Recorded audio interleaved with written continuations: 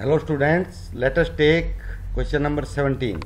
By which effect magnetic compass needle placed nearby get deflected? तो कौन सा effect है जिसमें अगर हम कंपास निडल है जो मैग्नेटिक निडल होती है वो डिफ्लेक्ट हो जाए? तो मैग्नेटिक इफेक्ट ऑफ करंट, तो जो मैग्नेटिक इफेक्ट ऑफ करंट है ना उससे हो जाएगी, यानी जो करंट से चुंबकीय शक्ति मिलती है हमें। What is LED? एलईडी क्या है? Why is it most preferable resource of light? और ये लाइट का बहुत अच्छा रिसोर्स कैसे है? एलईडी मीन्स लिमिटेड ना लाइट इमिटिंग डायोड, तो जो लाइट इमिट करता है ये प्रकाश देता है diode. Ordinary bulb needs more light to glow, जो ऑर्डिनरी बल्ब है उसको ज़्यादा करंट की ज़रूरत होती है जलने के लिए। But LED bulb can glow at very small supply of electricity, तो लेकिन जो एलईडी बल्ब है वो बहुत कम सप्लाई में ही जल जाता है। तो इलेक्ट्रिसिटी अगर बहुत कम वोल्टेज है उसी में जल जाएगा।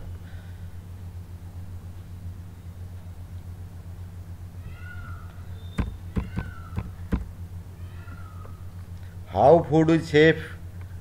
It consume little electric power and is economical, तो इसमें बहुत कम इलेक्ट्रिक पावर लगती है, इकोनॉमिकल। ये कम से कम भी यूँ लगाओ कि 6-7 गुना कम पावर खर्च करता है ये। How food is safe in tin cans then iron cans? तो जो टिन के कैन होते हैं ना, जिनमें जैसे आपने कैन देखे होंगे जिनमें कैंपा कोला वगैरह आती है, तो अंदर से टिन प्लेटिंग होती है वो। तो क्योंकि आयरन जो फूड है वो खट्टा हो सकता है, एसिडिक बेसिक कोई सा भी हो सकता है, तो वो मेटल के साथ रिएक्शन कर जाता है। Iron is very reactive metal, so food stuffs gate spoiled in them, उसके अंदर जो जंग लगेगा या ऑक्साइड बनेगा उससे वो भी कोरोड होगा और जो फूड है वो भी जो है जहरीला हो जाएगा। When a thin layer of tin is coated over iron then food remain safe, तो अगर हम उसमें टिन की परत चढ़ा दें तो भोजन जो है वो सेफ रह जाता है। Because tin does not react with food, क्योंकि टिन ज़्यादा रिएक्शन नहीं करती। The longer wire of LED is connected to blank terminal and shorter wire to terminal, तो जो लॉन्गर वायर है वो पॉजिटिव एंड से जोड़ी जाती है और शॉर्टर वायर है वो नेगेटिव एंड से जोड़ी जाती है, क्योंकि लॉन्गर वायर पॉजिटिव के लिए बनाई गई है। तो उसमें आप एलईडी कोई ब्लिंकिंग वगैरह के लिए कोई बल्ब लेकर आते हैं ना बहुत छोटा, तो उसमें जो वायर्स बाहर निकली होती हैं दो, एक लंबी होती है थोड़ी सी, एक छोटी, तो लंबी पॉजिटिव के लिए होती है। तो ये आपका चैप्टर हो गया। अब हम लेते हैं next chapter, some natural phenomena. तो कुछ प्राकृतिक घटनाएं हैं ये। Which of the following can't be charge easily? किन को हम देखो, चार्ज क्या होता है, दो प्रकार के चार्ज होते हैं, पॉजिटिव और नेगेटिव। तो कई बार हम दोनों को घिसते हैं ना कोई दो चीज़ों को, तो उन पे चार्ज आ जाते हैं। तो इनमें से कौन सी चार्ज जो है जिसके चार्ज नहीं आ सकता? Plastic scale, copper road, inflated balloon, woollen cloth. तो बाकी जो चीज़ें हैं ना वो इलेक्ट्रिसिटी की बैड कंडक्टर है, यानी उनमें से इलेक्ट्रिसिटी नहीं चलती, लेकिन जो कॉपर है ना उसमें से चल जाती है। तो अगर हम कॉपर को चार्ज करेंगे ना तो कॉपर का चार्ज उसमें से होते हुए वो जिससे भी टच करेंगे उसमें चला जाएगा, तो कॉपर को चार्ज करना मुश्किल है। When a glass rod is rubbed with a piece of silk cloth, जब ग्लास रोड को, एक कांच की रोड को एक रेशम के कपड़े से रगड़ते हैं तो पॉजिटिव चार्ज आता है उस पर, और जो सिल्क क्लॉथ पे नेगेटिव चार्ज। देखो चार्ज पैदा नहीं होते, एक से दूसरे पे ट्रांसफर होते हैं। जैसे सिल्क क्लॉथ पे रगड़ेंगे तो सिल्क का पॉजिटिव चार्ज रोड पे आ जाएगा, तो अगर पॉजिटिव अलग हो गया तो नेगेटिव बच जाएगा उसके ऊपर, तो उस पर नेगेटिव रह जाएगा। तो ये पेयर में चलते हैं। True false? Like charges attract चीज है, ये ठीक है नहीं, ये फॉल्स है, क्योंकि एक जैसे चार्ज है जैसे पॉजिटिव के पास पॉजिटिव लेके आएंगे तो अट्रैक्ट नहीं करेगा, रिपेल करेगा। ए चार्ज ग्लास रोड अट्रैक्ट ए चार्ज प्लास्टिक स्ट्रा, तो अगर ग्लास रोड को हम चार्ज करें और प्लास्टिक स्ट्रा को चार्ज करें, प्लास्टिक का कोई जो ये नलकी होती है ना पीने वाली, एक जूस वगैरह पीते हैं, स्ट्रा बोलते हैं इसको, तो ये अट्रैक्ट करेंगे क्योंकि इन पे अलग तरह का चार्ज होता है। ग्लास रोड पे अलग होता है, स्ट्रा पे अलग होता है। Lightning conductor can't protect A building from lightning, जो तड़ित चालक होता है लाइटनिंग कंडक्टर, यानी जो बिजली गिरती है ना आसमानी, उसको उससे बचाने के लिए हम ऊपर एक त्रिशूल लगा देते हैं और उससे एक तार आता हुआ धरती में दबा देते हैं, तो ऊपर जो चार्ज इकट्ठा होता है ना वो उस त्रिशूल में से होता हुआ धरती में चला जाता है। तो वो लाइटनिंग या बिजली गिरने से मकान को बचाता है। लेकिन ये कहता है ये प्रोटेक्ट नहीं करता, कांट प्रोटेक्ट, तो ये फॉल्स है। Earthquakes can be predicted in advance, भूकंप को हम पहले से ही बता सकते हैं, तो ये गलत है। भूकंप के हम कोई प्रेडिक्ट नहीं कर सकते advance.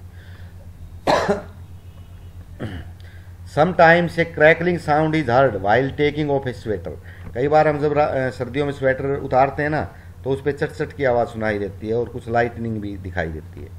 Charge is produced on sweater by continuously rubbing with body, जैसे हम स्वेटर को हम शरीर पे पहने रहते हैं तो हम जैसे चलते हैं, हिलते हैं, डुलते हैं तो वो हमारे शरीर से रगड़ खाती रहती है, तो उसमें जो रेशे हैं ना वो चार्ज हो जाते हैं, चार्ज आ जाता है उनमें।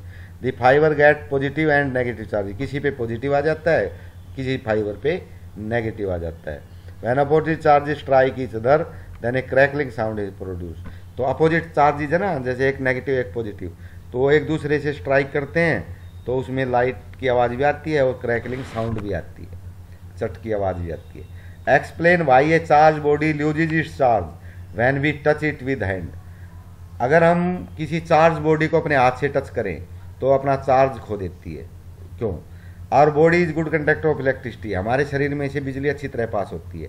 As we touch a charge body the charge transfer from one body to another, जैसे ही हम उसको टच करेंगे तो चार्ज हमारे अंदर आ जाएगा। And charge body get discharge, और जो चार्ज बॉडी है उसका चार्ज खत्म हो जाएगा, डिस्चार्ज हो जाएगी। Name the scale on which destructive energy of earthquake is measured, तो वो कौन सी स्केल है जिसपे भूकंप की जो एनर्जी है वो मापी जाती है। Would an earthquake of a measure 3 is recorded on seismograph, क्या 3 नंबर का अर्थक्वेक सिस्मोग्राफ पे रिकॉर्ड हो सकता है? Energy on an earthquake is measured on Richter scale, इसको हम रिक्टर स्केल बोलते हैं।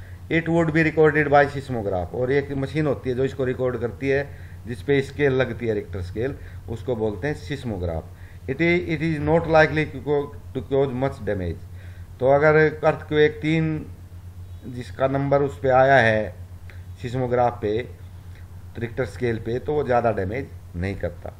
Suggest 3 measures to protect ourselves from lightning, अपने आप को लाइटनिंग से बचाने के लिए 3 मेजर्स आप बताइए, यानी बिजली गिरती है तो हमें क्या करना चाहिए। Rush to a safer place a house और ए बिल्डिंग, सुरक्षित स्थान पे चले जाइए, घर के अंदर या किसी बिल्डिंग के अंदर। इफ इन ए फॉरेस्ट, अगर आप जंगल में हैं, take shelter under a shorter tree, तो छोटे पेड़ के नीचे खड़े हों, बड़े ऊंचे पेड़ के नीचे खड़े ना हो, छोटे पेड़ के नीचे खड़े हों। Never line on ground, ground पे कभी लाई न करें, लेटे नहीं, क्योंकि उससे आपका एरिया बढ़ जाता है और ज़्यादा संभावना है बिजली गिरने की। Make area of your body minimum, अपना जो शरीर का एरिया है वो कम से कम रखें। तो हम क्या करेंगे, हम बैठ जाएंगे और जो अपने पैर हैं वो मोड़ के छाती पे लगा लेंगे, सिर को अपने घुटनों में रख लेंगे और अपने हाथ को अपने जो पैर है उसके चारों तरफ लपेट के बिल्कुल एक बाल की तरह बन के मिनिमम एरिया रखेंगे। If at home keep away from running water, अगर आप घर पे हो तो बहते हुए पानी से दूर रहें, जो फ़ोन की वायर है उससे दूर रहें, और जो बिजली के अप्लायंसेस हैं उनसे दूर रहें। तो ये आपने काम करना है।